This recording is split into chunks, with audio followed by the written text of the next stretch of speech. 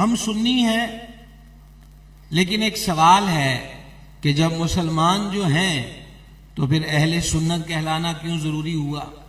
ہمیں اہل سنت ہمارے مولانا حضرات نے قرار نہیں دیا، بلکہ سرور عالم علیہ الصلوۃ والسلام نے فتنوں کے دور میں نجات پانے والا گروہ اہل سنت و جماعت قرار دیا۔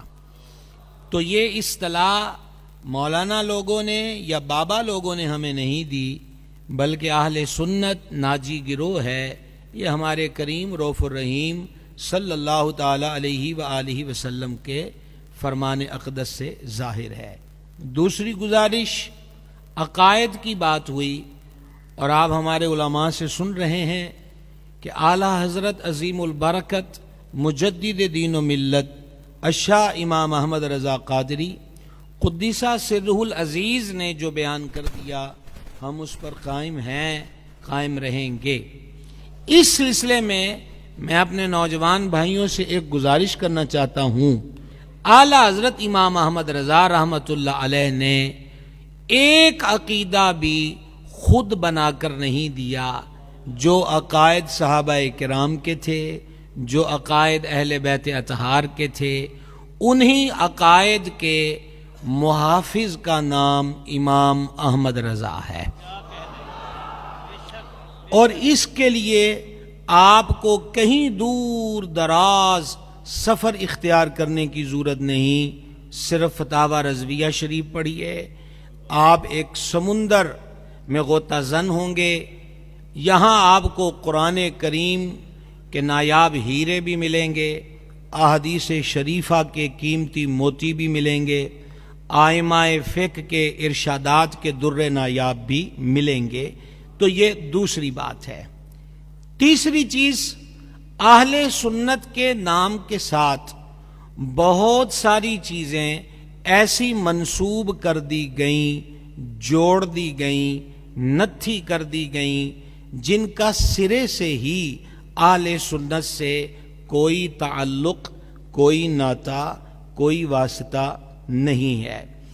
اس کو بھی نمبر وائز گنے تو پوری رات چاہیے، اور میں مختصر وقت میں چند چیزیں آپ کے سامنے رکھنا چاہتا ہوں۔ مزارات اولیاء رحمہم اللہ علیہم، ہم اللہ والوں کے مزارات پر حاضر ہوتے ہیں، ان کی عبادت کرنے کے لیے نہیں، ان کی پوجا کرنے کے لیے نہیں، کیونکہ اللہ کا ولی ہے، ہوتا ہی وہ ہے جو ساری زندگی اللہ وحدہ لا شریک کی عبادت کا درس دیتا ہے۔ اور میں اور آپ خوش بختی سے جس شہر میں بیٹھے ہیں، وہ سید الاولیاء بھی ہے، گنج بخش بھی ہے، فیض عالم بھی ہے، مظہر نور خدا بھی ہے، ناقصوں کا پیر بھی ہے، اور کاملوں کا رہنما بھی ہے۔ تو حضور فیض عالم رحمۃ اللہ علیہ، آپ کی کتاب کشف المحجوب شریف جو پردوں کے کھولنے والی کتاب ہے، اور اگر آپ مہربانی فرما کر کشف المحجوب شریف کی ابتدا کہ حضور فیض عالم نے جو خود لکھا ہے کہ انہوں نے یہ کتاب کیوں لکھی، تو ایک بات سمجھ میں آتی ہے کہ تصوف اور طریقت کے ساتھ اس دور کے اندر بھی بہت ساری غلط باتوں کو جوڑ دیا گیا تھا۔ تو مزارات پر ہم پوجا کے لیے نہیں جاتے، عبادت کے لیے نہیں جاتے، وہ اللہ کے ولیوں کے مزارات ہیں۔ باقی اس کے دلائل کثیر ہیں۔ اب آپ دیکھیں، حکیم ترمذی اپنے وقت کے عظیم صوفی محدث ہیں، داتا حضور نے ان کا ذکر کشف المحجوب میں کیا، اور فیض عالم تو فرماتے ہیں مجھے اس محدث سے عشق ہے۔ انہوں نے اپنی کتاب نوادر الاصول میں حدیث لکھی کہ فرمایا سید العالمین علیہ الصلاۃ والتسلیم نے جو جمعہ کے دن اپنے ماں باپ یا دونوں میں سے ایک کی قبر کی زیارت کو جائے تو اللہ تعالیٰ اسے مقبول حج کا ثواب عطا فرماتا ہے۔ اس حدیث میں یہ کوئی قید نہیں ہے کہ ماں وقت کی رابعہ بصریہ ہو اور باپ وقت کا ابراہیم بن ادہم ہو، مسلمان ہوں، صحیح العقیدہ ہوں، بیٹا ماں باپ کے ناطے سے ان کی قبر پر گیا ہے تو حج کا ثواب پاتا ہے۔ جب ان کا یہ مقام ہے تو جہاں وہ بستے ہوں جنہوں نے ساری زندگی اللہ اور اس کے رسول کا پیغام عام کیا، ان مزارات پر رحمتوں کا عالم کیا ہوگا۔ دوسری بات، مزارات پر چادر چڑھانا۔ اعلی حضرت عظیم البرکت قدس سرہ العزیز مزار پر چادر چڑھانے کے مسئلے کے بارے میں فرماتے ہیں، کسی نے منت مانگی کہ میرا کام ہو جائے تو میں مزار پہ چادر پیش کروں گا۔ اب پہلے سے اس مزار پر ایک یا دو چادریں موجود ہیں تو تیسری چادر خریدنے کی ضرورت نہیں، بلکہ جتنے پیسے اس چادر پر لگتے ہیں اتنی رقم غرباء فقراء میں اسی ولی کے ایصال ثواب کے لیے تقسیم کر دیے جائیں۔ نتیجہ نکلا کہ ہمارے ہاں چادر کا تصور نہ فرض ہے نہ واجب ہے، پھر چڑھاتے کیوں ہیں؟ امام عبد الغنی قدس سرہ العزیز نے بڑی کمال کی بات لکھی، وہ فرماتے ہیں کہ مزار شریف پہ چادر اللہ کریم کے ولی کی روح کی تعظیم کے لیے ہے۔ تیسری چیز، مزارات کو سجدہ کرنا۔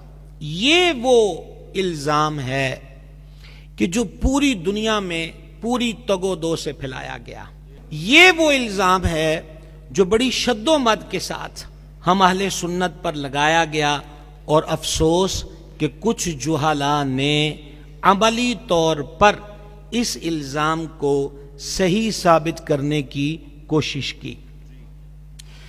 مزارات کو سجدے کے عمل کو نتھی کیا گیا بریلویت کے ساتھ، اور بریلوی کس کو کہا گیا؟ جو فکر رضا پر کاربند ہے۔ اب دیکھنا تو یہ چاہیے تھا کہ جس ہستی کی وجہ سے ہمیں بریلوی کہا جاتا ہے، ان کا نظریہ مزارات کو سجدے کے بارے میں کیا ہے۔ تو اعلی حضرت عظیم البرکت رحمت اللہ علیہ سے سوال ہوا، میرے امام نے چو مکھی لڑائی لڑی ہے، اسی لیے وہ بارگاہ میں عرض کرتے ہیں کہ ایک طرف آدائے دین، ایک طرف حاسدین، بندہ ہے تنہا شہا، تم پہ کروڑوں درود۔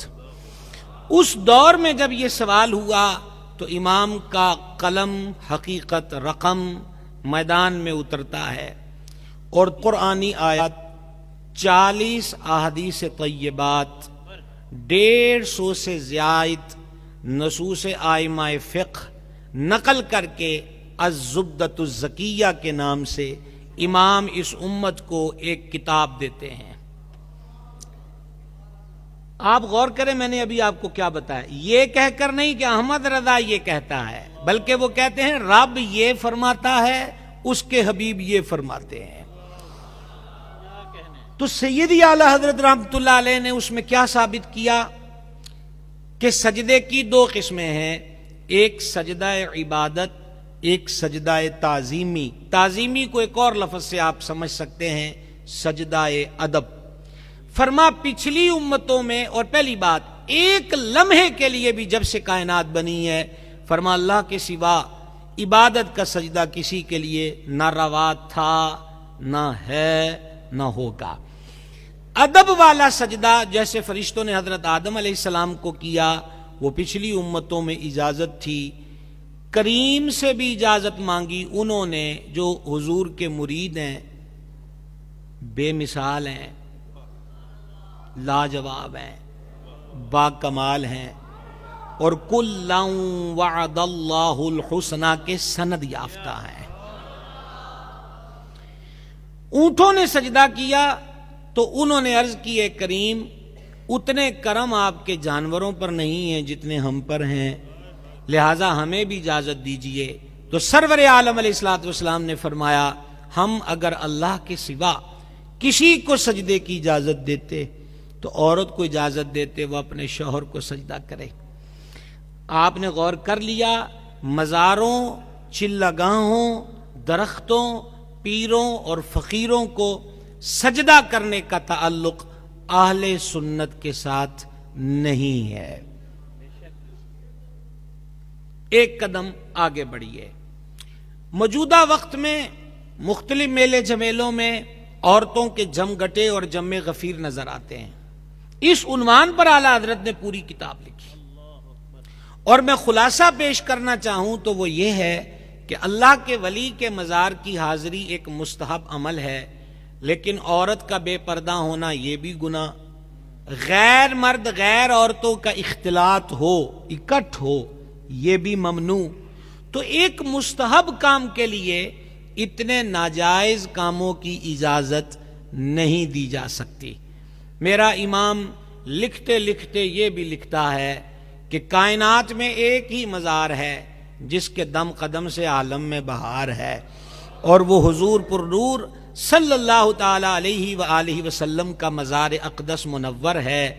حاجن جب جائے گی تو اس کے لیے وہاں کی حاضری ضروری ہے. اس کے علاوہ کسی مزار پر عورت کا جانا نہ فرض ہے نہ واجب ہے. ایک قدم آگے بڑھائیے. اب منت مانگ لی عورت نے کہ میرا یہ کام ہو جائے تو درگاہ پر جا کر میں نیاز پکاؤں گی اور بانٹوں گی. اس کو وہاں جانے کی ضرورت نہیں، وہ کسی مرد کو بھیج دے تب بھی ادا ہو جائے گی، بلکہ دربار پر بھی دیگ نہ جائے، اس ولی کے ایصال ثواب کے لیے اپنے ہی محلے میں بانٹ دے، منت تب بھی ادا ہو جائے گی. زندگی کے تمام شعبوں میں دینی رہنمائی حاصل کرنے اور آخرت کو بہتر کرنے کے لیے ہمارے YouTube channel Islamic digital studio کو سبسکرائب کر لیں اور بیل آئیکن بھی پریس کر لیں. قرآن سے بھی ملا تھا